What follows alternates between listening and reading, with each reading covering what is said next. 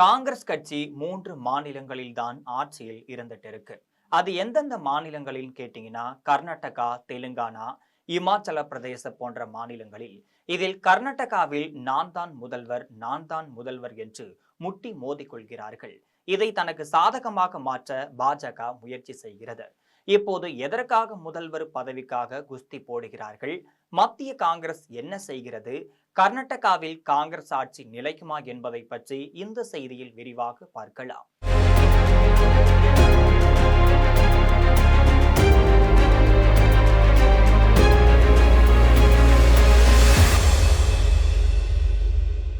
கர்நாடகாவில் 2023 சட்டமன்ற தேர்தல்ல காங்கிரஸ் தனி பெரும்பான்மையுடன் வெற்றி பெற்று ஆட்சியையும் அமைத்திருக்கு.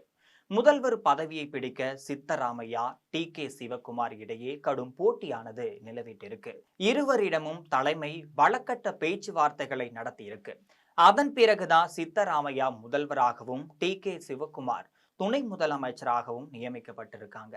அப்போது முதல் 2.5 ஆண்டுகள் சித்தராமையா முதல்வராகவும், அடுத்த 2.5 ஆண்டுகள் டி.கே.சிவகுமார் முதல்வராகவும் பதவியையும் வகித்துக் கொள்வார்கள் என்று ஒரு ரகசிய ஒப்பந்தம் போடப்பட்டதாக செய்திகள் பரவியிருக்கு. ஆனா காங்கிரஸ் மேலிடம் இதை வெளிப்படையாகவே ஒருபோதும் அறிவிக்காமே இருந்திருக்காங்க. இந்த சூழ்நிலையில தான் சித்தராமையாவின் 2.5 ஆண்டு காலம் நவம்பரில் முடிவடைய இருக்கிறது.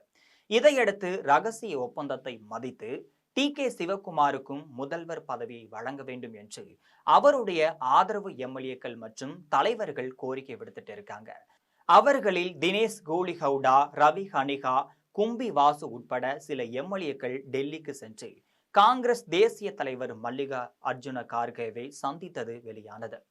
இதனால் கர்நாடகா காங்கிரஸில் பெரும் பரபரப்பையும் கிளப்பி இருந்துச்சு. அவ்வப்போது அவர்கள் காங்கிரஸ் ஆட்சிக்கு வருவதற்காக கடுமையாக உழைத்த டி.கே.சிவகுமாருக்கும் ரகசிய ஒப்பந்தத்தின் படிதான் முதலமைச்சர் பதவியை வழங்க வேண்டும்.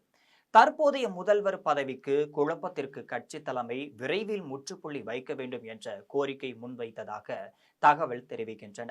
இதற்கிடையில் ராம் நகராவின் எம்எல்ஏவும் டி.கே.சிவகுமாரின் தீவிர ஆதரவாளருமான இம்மால் ஜுசைன், நான் எப்போதும் அந்த அறிக்கைக்கு 200% உறுதியாக இருக்கிறேன். விரைவில் டி.கே.சிவகுமார் முதலமைச்சராக ஆவார். எல்லோரும் காங்கிரஸ் மேலிடத்தின் முடிவுக்கு கட்டுப்படுவோம்.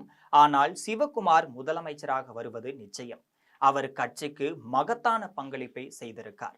2028 கட்சி மீண்டும் ஆட்சி அமர்த்த சிவகுமார் தலைமைக்கு வர வேண்டும் என பேட்டி கொடுத்து சித்தராமையா தரப்புக்கு அதிர்ச்சி கொடுத்திருந்தார். அதே நேரத்தில் இந்த விவகாரம் குறித்து டி.கே.எஸ், நான் எனது ஆதரவு எம்எல்ஏக்களை டெல்லிக்கு அழைக்கவில்லை என்றும் பேசவில்லை என்றும் சொல்லியிருக்காரு. அவர்கள் ஏன் செல்கிறார்கள் என்று நான் கேட்க போவது கிடையாது. அமைச்சரவை மாற்றத்தில் அவர்களுக்கு அமைச்சர் பதவி தேவைப்பட்டிருக்கலாம் என்று கூறி தனது ஆதரவாளர்களின் வெளிப்படையான முயற்சிக்கும் தனக்கும் நேரடி தொடர்பு இல்லை என்றும் அவர் காட்டிக் கொண்டிருக்கார். அதோடு எனக்கு முதல்வர் பதவி தொடர்பாக பதவியின் முதல் நாட்களிலேயே ஒரு உறுதிமொழியும் கொடுக்கப்பட்டிருந்துச்சு. இது நான் மற்றும் சித்தராமையாவுக்கு இடையிலான ஒப்பந்தம் அல்ல. 5 முதல் 6 கட்சியின் உயர்மட்ட தலைவர்களுக்கும் இடையே ஆன ஒரு ரகசிய ஒப்பந்தம் அது. அந்த ஒப்பந்தம் பற்றி பொதுவெளியில் பேச நான் விரும்பவில்லை. அது மிகவும் ரகசியமானது. காங்கிரஸ் கட்சியின் நலனுக்காகவும் இந்த அரசு வலுவாக இருக்கு. எனக்கு அளிக்கப்பட்ட உறுதிமொழியை ஏற்று நான் துணை முதல்வராக பதவியேற்கிறேன். இப்போது கூட இந்த விவகாரம் குறித்து பொதுவெளியில் பேசிய நான் மேலும் சர்ச்சையை உருவாக்க விரும்பவில்லை. என்னிடமும் சித்தராமையாவிடமும் தலைமை பேசியிருக்கிறது. கட்சி தலைமை எடுத்த முடிவு குறித்து எனக்கு தெரியும். அவர்களுக்கு அனைத்தும் தெரியும். இப்போது அந்த முடிவை அவர்கள்தான் செயல்படுத்த வேண்டும். நாங்கள் அனைவரும் கட்சியின் ஒழுங்கை கடைபிடிப்பவர்கள். டெல்லி தலைமை என்ன முடிவெடுத்தாலும் அதற்கு நான் கட்டுப்படுவேன். காத்திருங்கள், நீங்கள் எல்லாவற்றையும் தெரிந்து கொள்வீர்கள் என தெரிவித்து ரகசிய ஒப்பந்தம் குறித்து வெளிப்படையாகவே போட்டு உடைத்திருக்காரு. இது குறித்து முதல்வர் சித்தராமையா முதல்வர் பதவிக்காலம் குறித்து எந்த ஒரு ரகசிய ஒப்பந்தமும் செய்யப்படவில்லை. நான் 5 ஆண்டுகள் முழுமையாக முதலமைச்சராக இருப்பேன், அதில் என்ன சந்தேகம் என்று கேட்டிருக்காரு. எங்கள் ஆட்சி எந்த பதவிக்கால பகிர்வு ஒப்பந்தத்தின் அடிப்படையிலும் செயல்படவில்லை. கட்சி தலைமை எடுத்த முடிவின்படி நான் முதல்வராக இருக்கிறேன். டி.கே.சிவகுமார் கூறும் ரகசிய ஒப்பந்தம் குறித்து எனக்கு தெரியாது. அவர் என்ன சொல்கிறார் என்று எனக்கு புரியவில்லை. அப்படி எந்த ரகசிய ஒப்பந்தமும் இருப்பதை நான் அறியவில்லை என்று கூறியிருக்காரு. இதனால் டிகேஎஸ் ஆதரவாளர்கள் கொதிநிலையின் உச்சத்திற்கே சென்றிருக்காங்க. இதை அடுத்துதான் டெல்லிக்கு அழுத்தம் கொடுக்க ஆரம்பிச்சிருக்காங்க. இதற்கு பிறகுதான் சித்தராமையா முதல்வர் பதவி குழப்பத்திற்கும் காங்கிரஸ் மேலிடம் முற்றுப்புள்ளி வைக்க வேண்டும், மேலிடத்தின் முடிவுக்கு கட்டுப்படுவேன் என்று தெரிவித்திருக்காரு. அதே நேரத்துல தான் அமைச்சரவையை மாற்றி அமைக்க சித்தராமையா முயற்சி செஞ்சுட்டும் இருக்காரு. அதாவது தனது ஆதரவு எம்எல்ஏக்களை அமைச்சர்களாக நியமித்து தனது அரசியல் பலத்தை வெளிப்படுத்தவும் கட்சிக்குள் தனது நிலையை உறுதிப்படுத்தவும் முயல்கிறார் என்கின்றார்கள் விவரம் அறிந்தவர்கள். புதிதாக அமைச்சர்கள் பதவியேற்றால் உடனடியாக முதல்வரை மாற்றுவது கட்சி மேலிடத்திற்கு சிரமமாக இருக்கும் என்று அவர் நம்புவதாக கூறப்படுது. குறிப்பாக காமராஜ் திட்டம் என்ற பெயர்ல சில மூத்த அமைச்சர்களை நீக்கிவிட்டு அவர்களுக்கு கட்சி பணிகளை ஒதுக்கவும், அதற்கு பதிலாக 10 முதல் 12 புதிய முகங்களை அமைச்சரவையில் சேர்க்கவும் சித்தராமையா திட்டமிட்டிருக்காரு. இதற்கு டெல்லி தலைமையிடம் சட்டமன்ற தேர்தல்ல காங்கிரஸ் அமோக வெற்றி பெற்றதில் இருந்து பல எம்எல்ஏக்கள் அமைச்சரவையில் இடம் பிடிக்க தீவிரமாக லாபி செய்து வருகின்றனர். இந்த மாற்றம் மூலம் நீண்ட காலமாக அமைச்சரவை வாய்ப்பை எதிர்பார்த்து காத்திருப்பவர்களின் கோரிக்கையை சமாதானப்படுத்த முடியும்.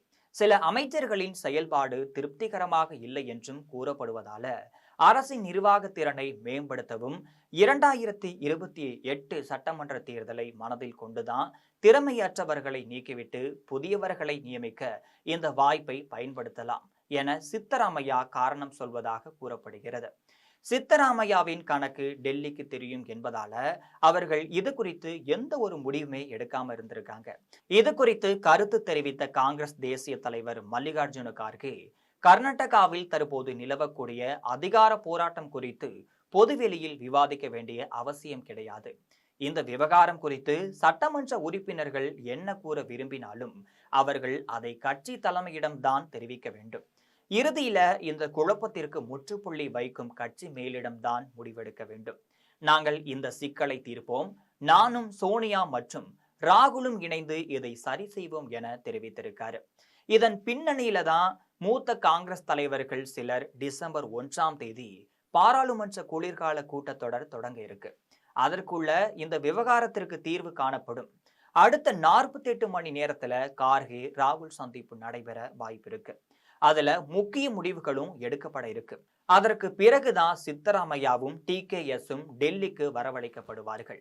தற்போதைய நிலவரப்படி டிகே சிவகுமாரை சமாதானப்படுத்த வேண்டிய டெல்லி தலைமை முயற்சி செஞ்சுட்டு இருக்கு.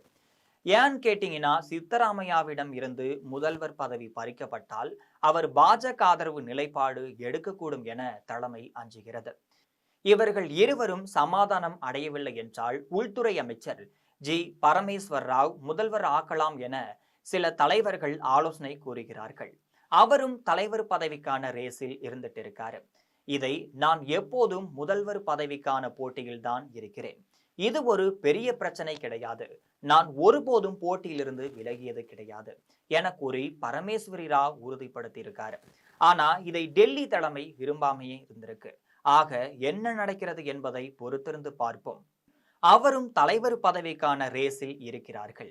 இதை நான் எப்போதும் முதல்வர் பதவிக்கான போட்டியில் தான் இருக்கிறேன், இது ஒரு பெரிய பிரச்சனை கிடையாது, நான் ஒருபோதும் போட்டியிலிருந்து விலகியதில்லை என கூறி பரமேஸ்வரி ராவ் உறுதிப்படுத்தி இருக்காரு.